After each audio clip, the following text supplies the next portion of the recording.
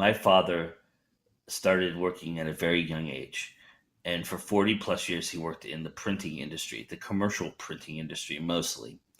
For one summer, I did the same. I worked in his print shop. I did every odd job you can imagine. I cleaned the rollers of the big giant printing presses. I worked in the finishing department where we packaged all the finished printed product, cut it down to size in this big giant laser machine that had like this accurate cutter, giant blade that came down. That was cool. I also worked in the Docu-Tech room creating more matrix-like printed documents and smaller documents that were little booklets and stuff like that. That was a cool job as well. And I also did some stat running for the print press business. Keeping track of ink levels, what the cost of this was versus this, clients that they've contacted, all this stuff. I did all these spreadsheets. I worked on them for a very, very long time. I did all that to buy my very first car, which was a 1971 yellow banana, red hot interior, bucket seats with just the lap belt, mind you, 1971 Mercury Comet. It had the original tow bar on the front. It was a tank, and it was a monster. And it was one of my fondest memories because I worked to earn that car, and every single penny that went into that car was mine. It's a valuable lesson that I learned early in life, and if not for my dad, it would not have been possible. So, happy Father's Day, everybody, especially to my father. And let's start our Sunday Fun Day, shall we?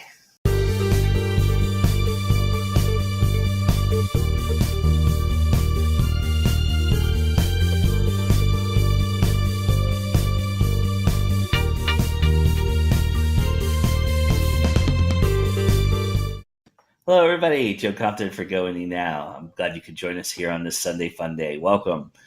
I wanted to let you know right off the bat, just a little public service announcement. You might be hearing some birds chirping, some dogs barking, some traffic go by, maybe a plane or two fly overhead.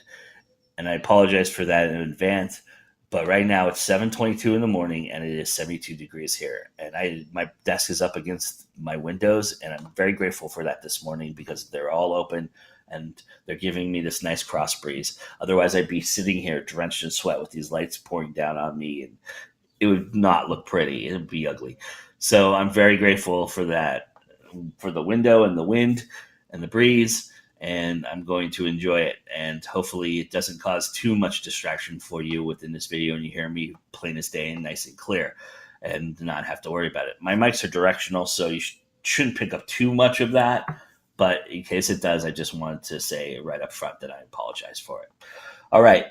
So today is Father's Day, and it's time to do another Sunday Fun Day tag. So we're going to gear it around that, of course. And this is our Fathers We Know Best Sunday Fun Day tag game.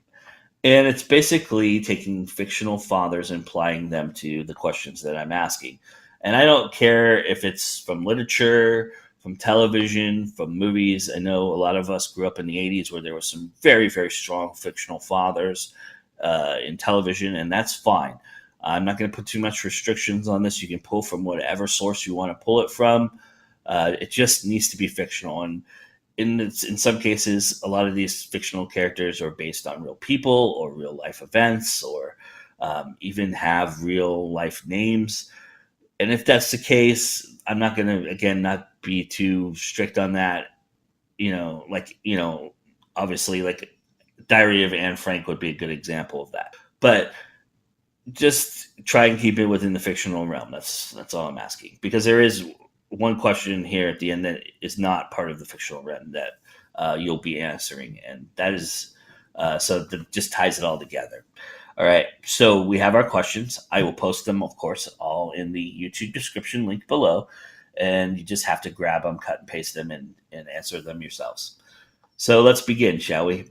Number one, fictional father who gives the most sage advice. Well, I'm going to start this tag just like I started the superheroes tag and mention that there are a lot of these fathers can probably fit a lot of these categories. And I had a lot of time uh, mixing and matching. I moved one to one line and the other to another line and switched them back and forth. So I did that a couple times, but ultimately I settled on this, and I'm going to start this one just like I started the superheroes tag and say that the fictional father who gives the most sage advice would be Atticus Finch from To Kill a Mockingbird. I, I would listen to this guy give me IKEA instructions. You know, he is very wise, very genuine, takes a lot of his life experience and applies it to how he speaks. And he's very careful about how he speaks. He's very calculated, and that lends itself to being sage and wise. And you just automatically feel like you need to sit down and listen to him. He gives you all the tools to be successful if you open your ears. And I think that's something that in our society today that we could use a lot more of. So I definitely think he fits this bill perfectly. Number 2, fictional father who you'd want to see help you in a fight. Well, hopefully I don't get into many more fights in my life. I've been in quite a few. I don't need to be in any more. But if I had to pick a fictional father to help me, it's got to be Dexter Morgan from the Dexter books and, of course, the Dexter television show. And the reason I say that is because I like the approach he has. He's very stealthy. You don't see him coming. He can turn on a dime and improvise very easily. All things that are very cool in a fight, very good in a fight. He also, if you are face to face with him and you're coming at him, he's surprisingly strong. I think a lot of people underestimate how strong he is because of the frame that he was created for him, both in the literature and in the television show. It's surprisingly interesting how many of these fights he wins and how quickly he is to dominate. So I definitely would say Dexter would be the guy. Number 3, fictional father who you would like to inherit their personality from. I had a hard time with this one simply because I've slotted a lot of these guys back and forth, and there's one in particular that I think I probably would have slotted in this role, but I didn't have one for another question, and I wanted to put him in that question. So for this, I just went ahead and put in my second choice, which is Hans Huberman from the Book Thief. I know a lot of people would say, you want a gregarious, happy personality or somebody who's a little bit out there and fun.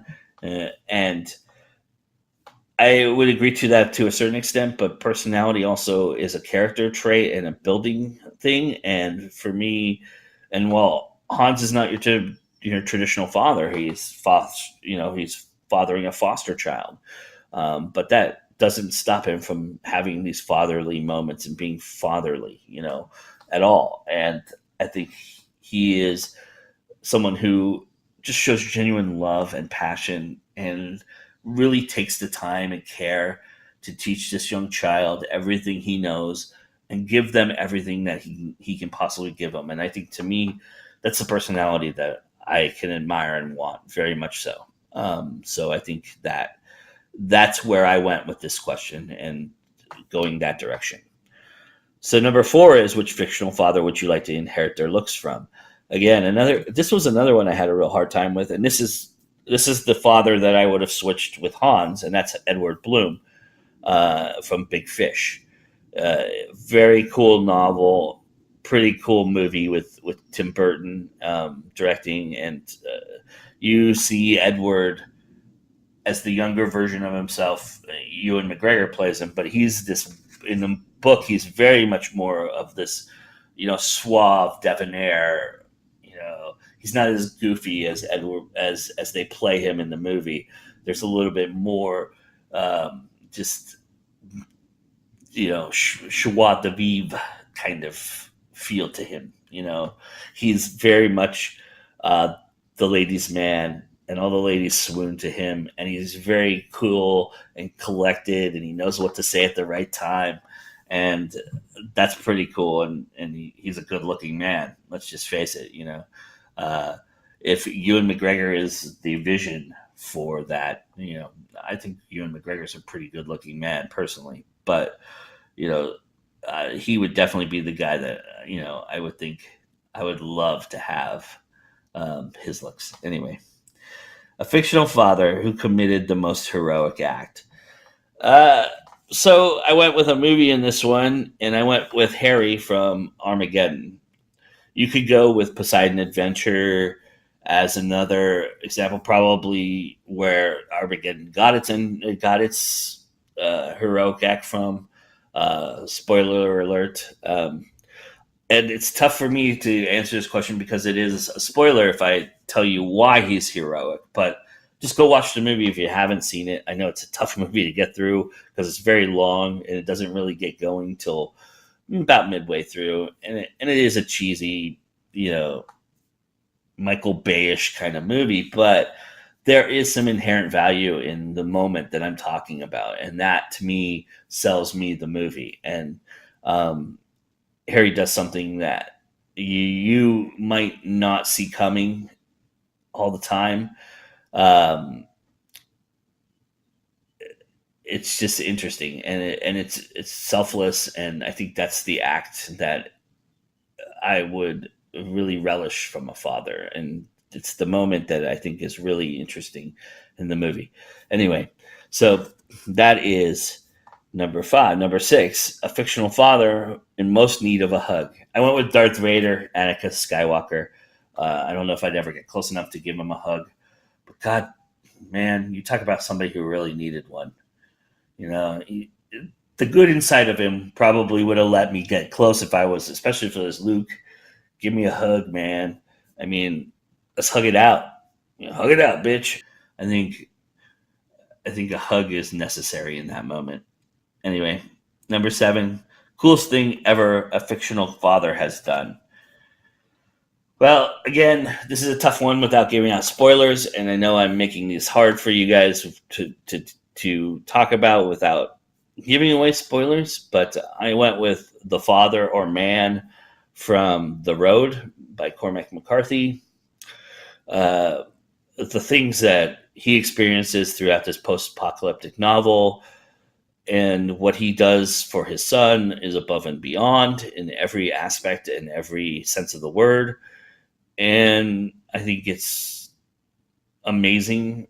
It'd be the way I'd probably handle the situation, hopefully, to a certain extent.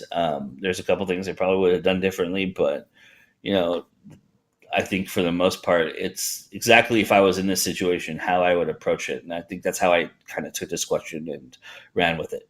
So if you haven't read that book, go read that book. It's called The Road by Cormac McCarthy. Very cool. All right. Number eight, fictional character that would most benefit from being a father. And I went with Mal from Firefly. I think having, River kind of, again, spoiler alerts, River is the person in which the plot lines are all based upon, and I think he does kind of take on that fatherly role for her, and it's apparent in many scenes and many opportunities, especially in the movie Serenity. But that is something that I would love to see, because I think it would be interesting. I think he would approach it in an interesting manner, and I think he would really relish it. And I think that's what I insist upon who would want to be a father. I think Mal has that in him, even though he may say he doesn't, and he never would want to be, but never want to bring anybody into the world he lives in and the lifestyle he leads. But if it happened, I think he would embrace it and enjoy it. Number nine, the funniest fictional father. Well, I had to pick two. I'm sorry, I couldn't narrow it down to one. I'm going to cheat again here and say, and one is, and they're both funny because, well, one thinks he's really funny, the other doesn't want to be funny and is just funny, and that's Clark W. Griswold from the Vacation movies, played so brilliantly by Chevy Chase. Every time I see Clark gives me some of the best material I could repeat in any setting, and I use this line almost daily. There's a moment in Christmas Vacation where he walks over to the eggnog and he starts just scooping up an eggnog and he drinks and he goes, "It's good, it's good, it's good. Oh, it's good, it's very good." I use that all the time. You can ask my wife. And then the second one is Phil Dunphy, yo. Phil Dunphy. I mean, from Modern Family. Uh, who thinks he's probably the most charming, funniest guy on the planet? And why not? He's Phil Dunphy, yo. And Phil Dunphy is just amazing. And just the way that he is not afraid to do stuff and make an ass of himself, it's really fun. It makes it so entertaining. And I do not understand how he's not won an Emmy yet. It just baffles my mind.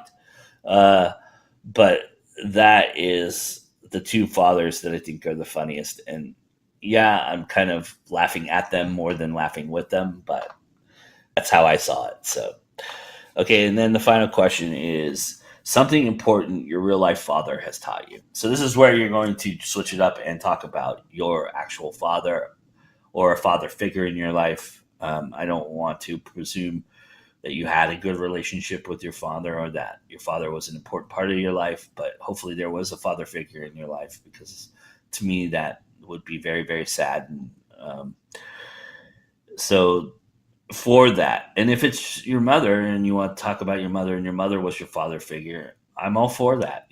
Let it loose, man. I would love to hear it, because um, something shaped you and you are important to me, so I want to hear what it was that shaped you. For me, something that my father taught me, and he may not know that he taught me this, but it is very apparent in the way he brought me up, and that is, don't set limits for yourself. You can be anything you want to be, and above all, just be happy. Being happy is such a uh, it is such a taken for granted mantra. I mean, we get such a short time to enjoy ourselves, and why not do it? I think that's always been the mortality of my life has always been there, and I think it's been apparent since I was probably about 10 years old. And while most people would say that's pretty scary or sad, I would say it's pretty liberating. Actually, it really taught me that I had to just go for it and do everything I wanted to do and just be who I want to be, and then not be afraid of it, not be afraid of taking that chance or taking that risk or taking that leap. And my father was the person who really guided me in that, and I think will always be grateful for that, for sure. There it is, Sunday Fun Day. Very quick one. 10 little questions. Just go ahead. I want to specifically tag Mr. Andy Pelquin, who asked to be tagged. This Friday, 10 p.m. Eastern Time, we will be live with our live panel discussion. Our topic will be talking about making good ad copy as a writer, working on our back blurbs, our message, our log lines, our platform, working on effective ad copy, not just doing promo ads that don't say much or do much. What are the ones that catch everybody's eye? What has worked? And I've got a great panel with me who's going to talk about that. So come and join us right here on this YouTube channel, 10 p.m. Eastern Time this Friday night. And then the following Friday is our show. So our flagship show, episode 16, It's Time to Go Indie Now, will make its debut next Friday after next. All right, everybody. We'll talk to you soon. It's always time to go indie now.